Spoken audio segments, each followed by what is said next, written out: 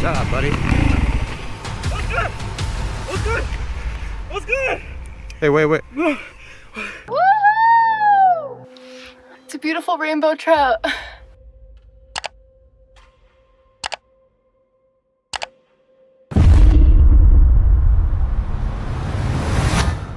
On April 19, 2022, the YouTube channel Hannah Barron captured a routine task that took an unexpected turn.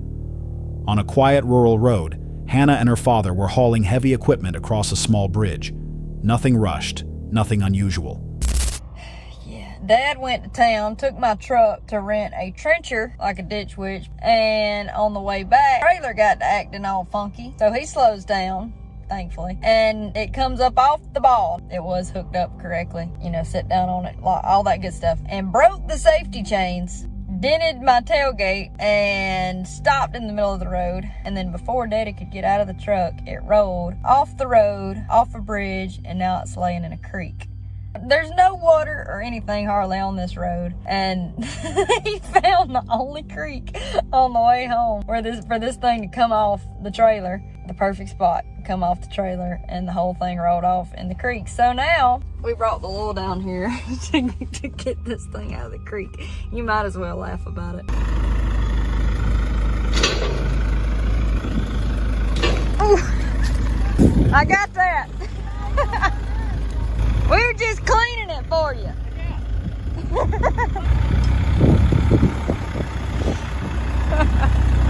Oh, gosh. Yeah.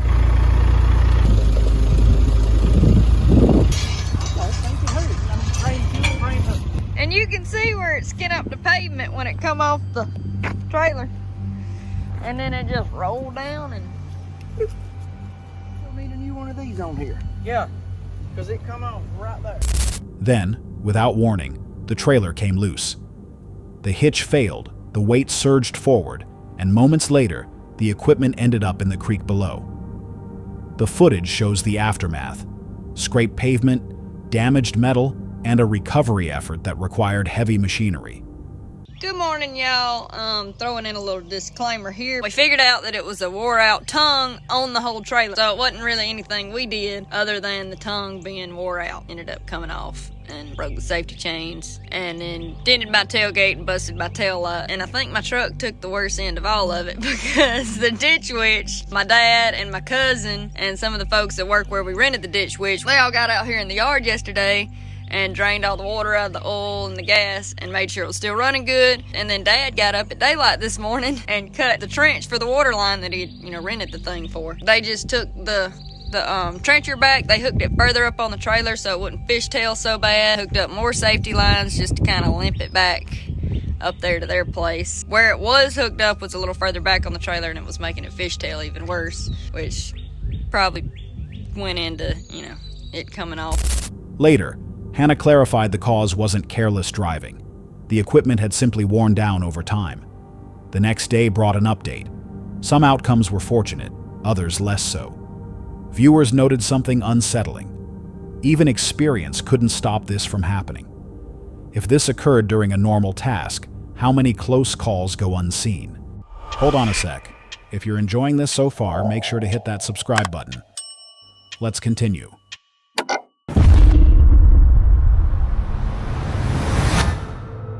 On October 30th, 2025, the YouTube channel The Outdoor Gear Review, known for calm solo trips and practical outdoor testing, heads deep into Pisgah National Forest. Luke Madison, alone on the road to Brown Mountain, visits Wiseman's View, an overlook tied to unexplained lights reported for over a century. As night settles over the gorge, the silence feels heavy, as if the landscape itself is waiting to be watched. And we are off, everyone, heading towards the Wiseman's View. And here we are, everyone. We have this city far off in the distance. This certainly complicates things. So the question is, are the Brown Mountain lights lights from the city, lights from vehicles and whatnot? It has been studied by scientists from all around the world, and everybody seems to believe something different. I'm not sure if the camera picked that up, but I did spot a light up in the sky over those mountains over there. It was really just for a second, and then it dissipated. One thing that I find really, really interesting about the Brown Mountain Lights and all that stuff, the Cherokee Indians, they were gone before white people came into the area. But yet, the people who lived here, they saw something. They experienced something too. And to this day, there's not a good consensus of what the lights are. As you can imagine, there's all sorts of theories, including gases coming up from the forest and somehow igniting. Some say it's car lights. It's peaceful up here, peaceful and quiet. And I'll be honest, almost a little bit eerie. Go out into the middle of nowhere, hang out on the side of a mountain all by yourself for a few hours in the darkness, and then tell me how you feel. Wind moves through the trees, and hours pass without interruption. Standing alone at the overlook, Luke admits the silence isn't peaceful. It presses in, forcing awareness of how exposed he truly is. Down below us is a massive gorge. We are right on the edge of it, on a cliff. It is massive.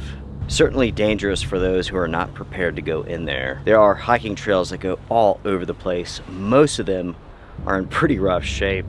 It is very common for people to go missing out here. The last person that went missing that I'm aware of was a woman. That was last year or the year before. They found her vehicle at a trailhead, but she has vanished. While looking down into the valley, he mentions something that happened not long ago. A woman came into this area and was never seen again. In a place this deep and dark, disappearing can happen quietly, without anyone noticing until it's far too late. Originally, I was going to camp out in this parking lot, but it is so windy. Why don't we drive down the road here and let's see if we could just find a simple campsite to pull off in. Something that's more sheltered than this.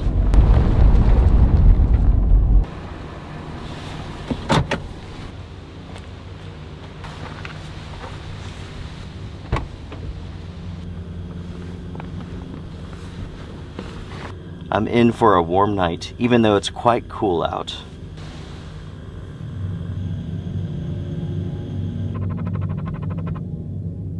The heater ran out of fuel at the same time that the alarm went off.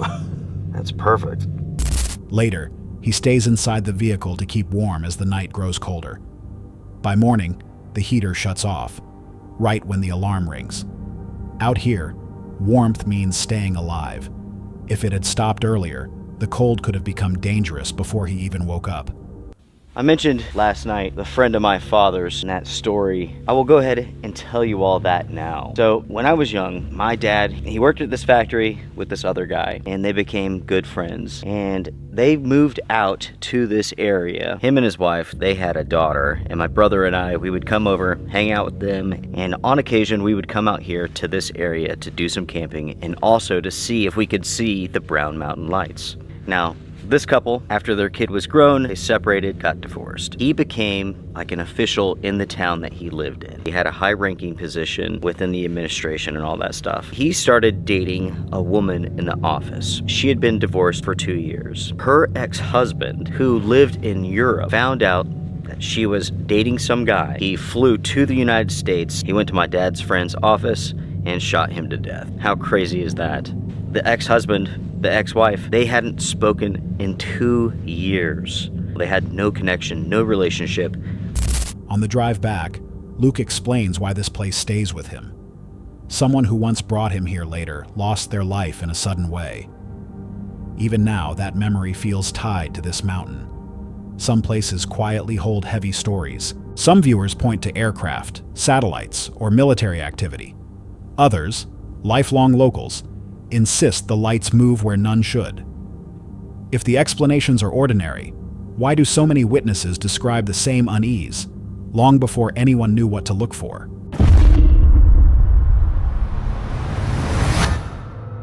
On October 24th, 2025, the YouTube channel Campfire, known for quiet solo camping and wilderness survival, documented a night in a remote forest during heavy rain. Alone among soaked ground and tall trees, Campion worked to create comfort, hauling gear through mud and raising a large canvas tent to wait out the storm. Outside, the rain never eased. Inside, everything felt controlled.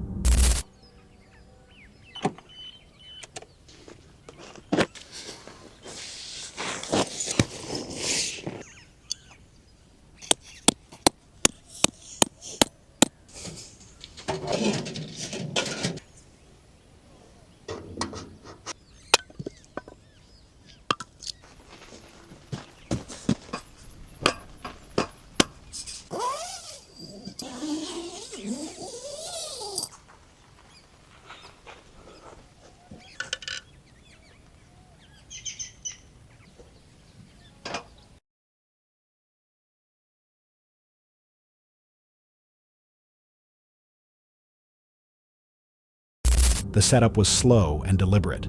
The white canvas tent rose piece by piece, turning a harsh clearing into shelter.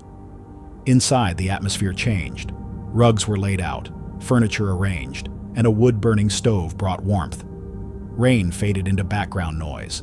The space felt secure. Then the calm broke.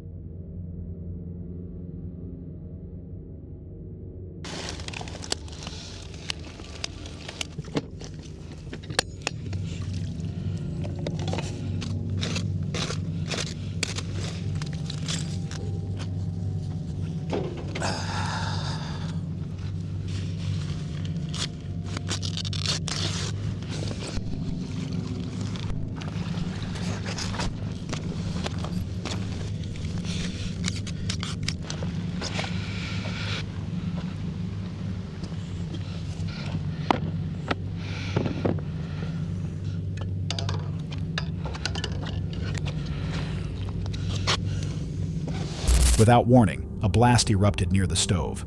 The tent collapsed almost instantly as fire surged upward, tearing through fabric and gear despite the downpour outside. When it ended, only smoke and silence remained. The tent was gone. Equipment lay blackened across the forest floor.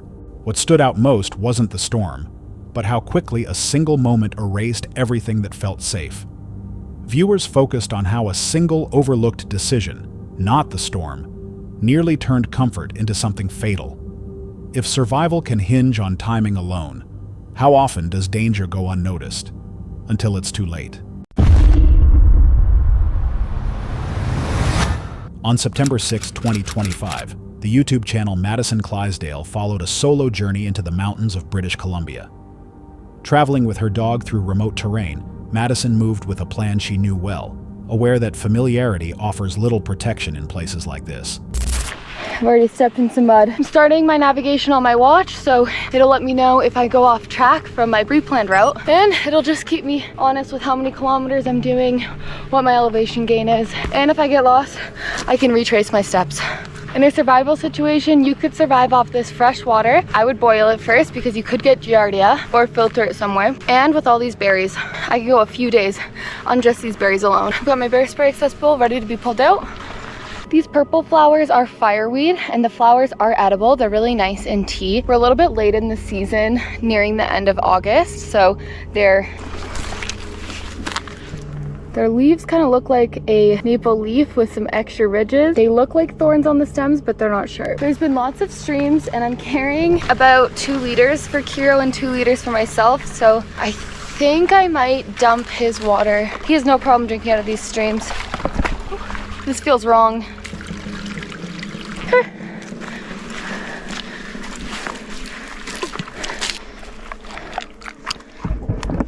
If I were a bear, this is where I'd hang out. Hey bear! Got huckleberries to my left and to my right. Bit of an open field. Keeping an eye out for bear scat, but I haven't found any yet, which is good. Silent here. Hey bear! Always, always bring an extra pair of socks. It's basically a marshy bog.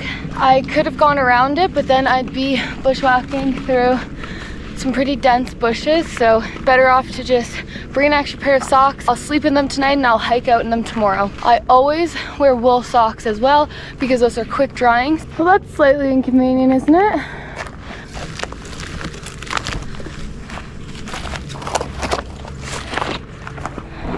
Hey, bear! As the climb continued, awareness stayed high. A sudden sound from thick brush broke the quiet. In grizzly bear territory, even an unseen movement carries weight.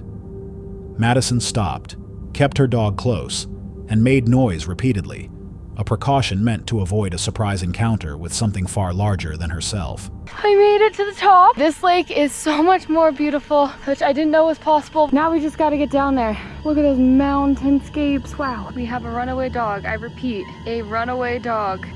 Okay, I guess I'll meet him down there. I made it to the lake. I think I see a spot over there that I can set up camp. I just have to get over this boulder field. There's a creek coming down the mountain and it's probably good fishing there. I can see fish jumping.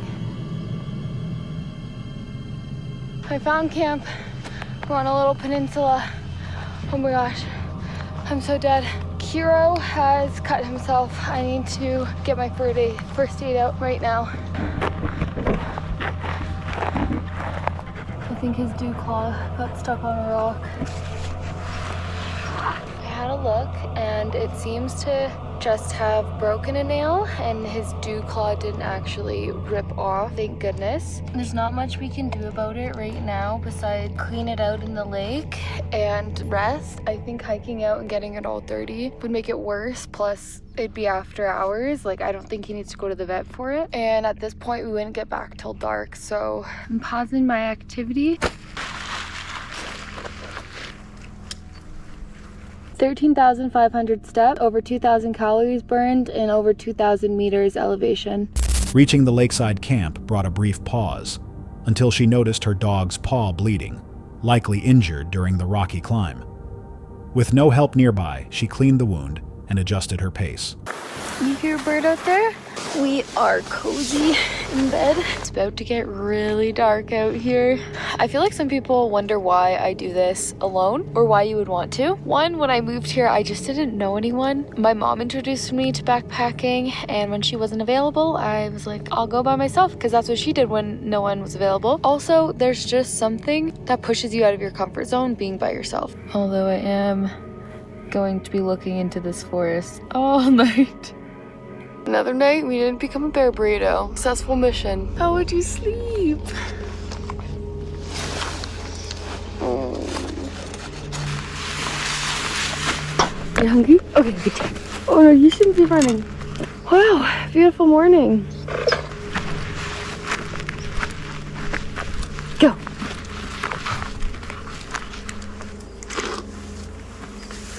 Bear bag's in great shape.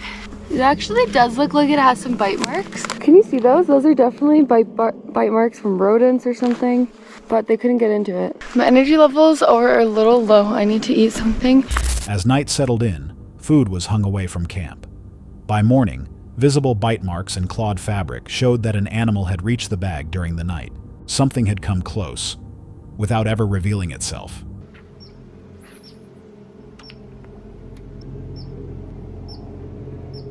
Fish on! Woohoo! It's a beautiful rainbow trout. Okay, we gotta get him back.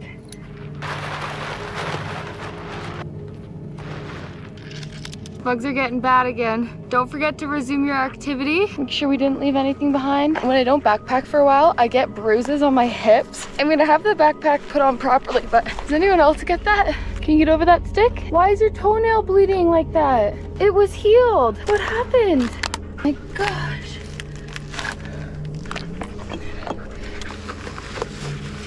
Stay. Can you stand up?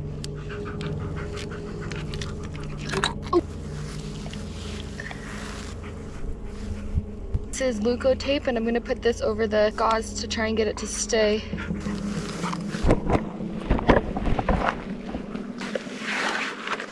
Okay, Hey Kiro, can you come? We just gotta get through these rocks and then it'll be smooth sailing. A lot of dog owners get their dew claws removed. I was 18 when I got Kiro, which is no excuse. And we went 10 full years without any injuries, but yeah, I guess that's a lesson learned. Mistakes happen out here, accidents happen out here. The important thing is you know how to react. Wilderness first aid, or at least watching YouTube videos on first aid, is very important before you go out here, because no one thinks they're gonna get hurt until they do. I think what happened was the pad on his paw got cut. Good job, buddy. We did it. What unsettled viewers most wasn't what appeared on camera, but what never did. In terrain like this, how do you measure danger when it never shows itself? On October 5th, 2025, a solo camper sets up on exposed cliffs as Storm Amy approaches. The footage comes from Happy Little Camper, a channel focused on quiet, minimalist wild camping. With little shelter, conditions quickly turn uncertain.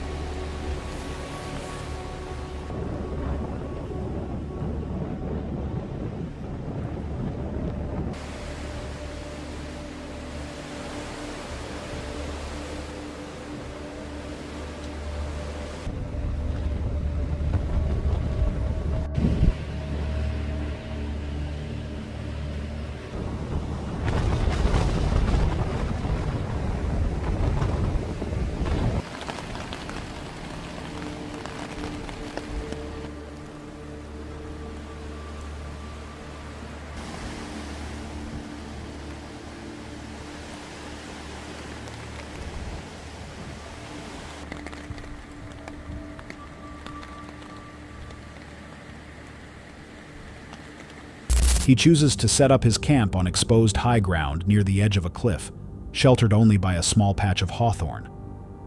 The location offers little protection, and strong winds move through the area without obstruction.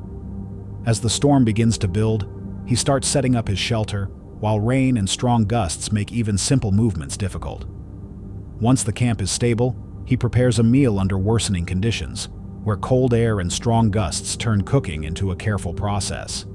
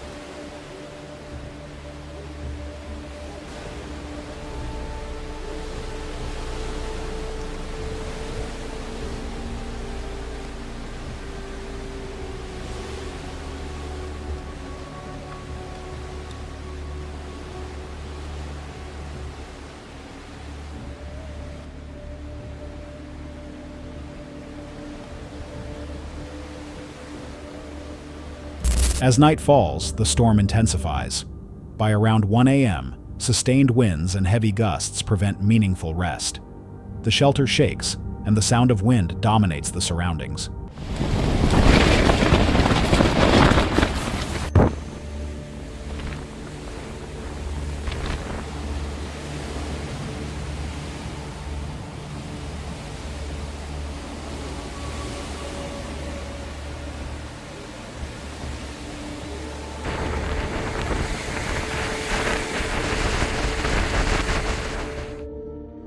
By 4 a.m., wind speeds increase further, pushing the setup close to its limits.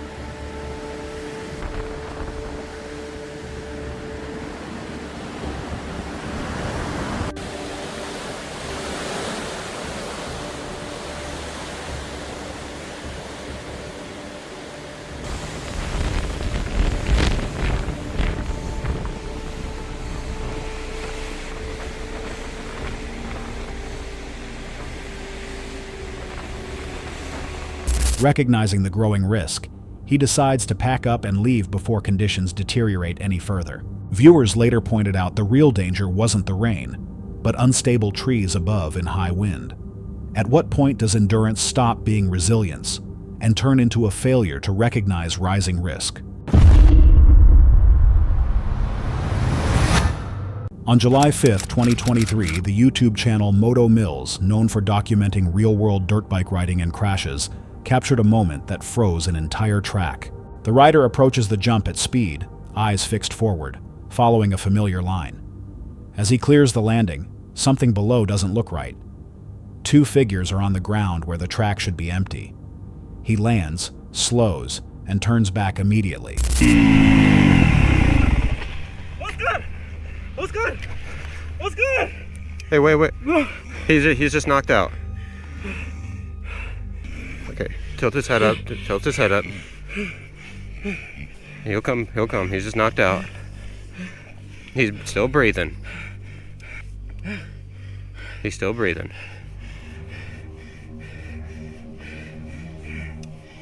breathing? Yeah, he's breathing. Okay. Just relax. Okay. What's good? Wait. Alright, I'll be right back, alright? Okay? Alright. I will. Yo, you think you can get it? Tell him not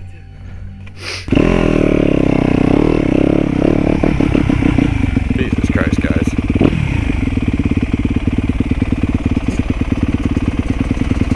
Hey! Stop right there! Make sure nobody jumps!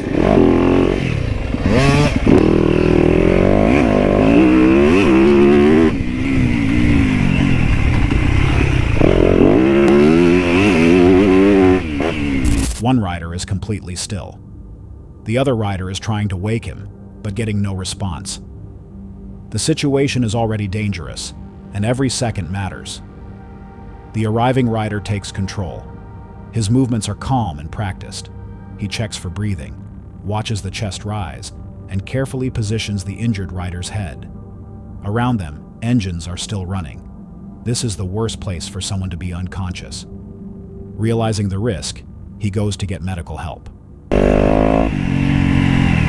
No, dude's like dying on the double. Straight up. Where Water truck jump. Water truck jump. He's bad. I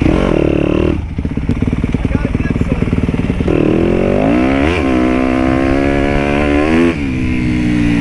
Dude is dying on the water truck jump. He's dying? Yeah, he's dying. He's dying? He's been out for like 3 minutes. He's barely breathing.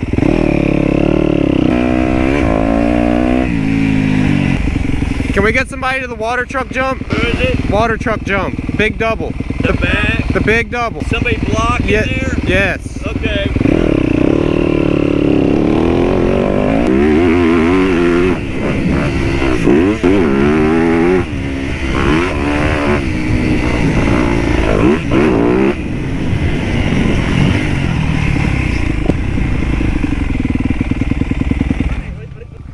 right, you're alive. Thank God. I think he's good. He wasn't good a minute ago. Yeah.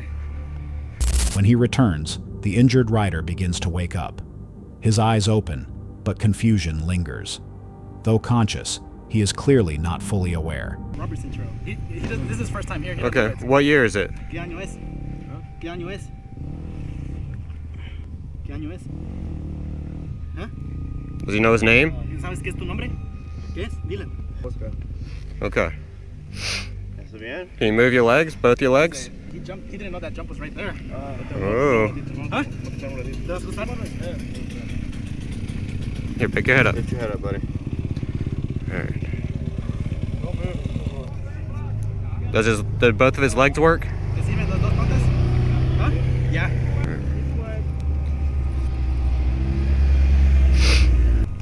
Tienes que levantarse y no te van a llevar al hospital. Tienes que levantarse y no te van a llevar al hospital. Hey, man. No podemos ir allá. Hey, hold on. How you doing, man? Espera. Don't stand up yet. Hold up. All right. What happened? Was he unconscious? Oh yeah, he was out for like 3 minutes. For about 3 minutes? Okay. Hey, look at me. Hey, mira. No. Leave his neck down. Leave his neck down. Leave his neck alone, bro. Give him a second. Give him a minute. Just give him a minute. Hey, no. It's okay. Let him lay down, dude. Relax. Hey, you know where you are right now? Does he speak English? No. Don't even. He's talking. He's good. He's good. All right. He said he just fell down. He just wants to lay down for a bit. That's fine. Okay. Does he have any neck or back pain? ¿Te duele una parte de tu Collarbone. So where is that? His pain in his shoulder right here? Is that the only pain he's having? Okay. All right. Can you feel this? ¿Sientes eso? Yeah. All right. Push. Yeah. Okay. All right. Squeeze. No, I jumped over him. I was like, there's a dead person on the ground. Okay. Good. Okay. Awesome. Looks like he came through here almost, right? Yeah, you jumped through here. Okay. Ask him if he wants us to put him on a backboard, or does he feel like he can get up? And does he feel like he can sit up if we help him, or does he want us to put him on a backboard? ¿O quieres que te levanten? He can get up. Okay. Is he ready? ¿Estás listo ahorita o quieres esperar? Okay. Somebody, all right, get on this. You get over here on this side. Just let him. He can speak. All right. Let's reach up. All right. Just right here. No, not all the way. Just sit up. Sit up. Right. Yeah. Okay. Sit here for a minute. Okay. Yeah. Okay. All right. Let's go ahead and stand him up.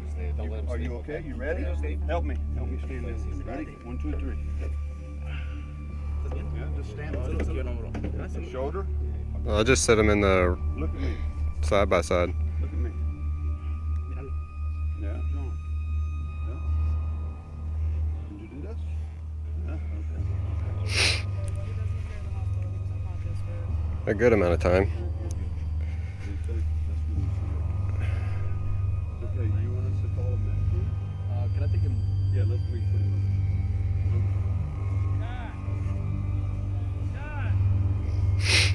Okay, where's his bike? Okay, is somebody here that can drive, take it back?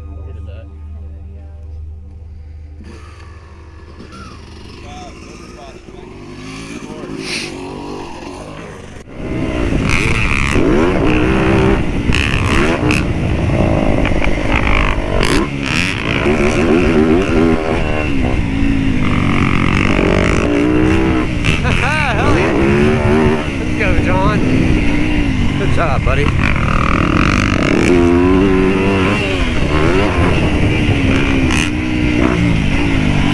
He is helped off the track and taken for further evaluation.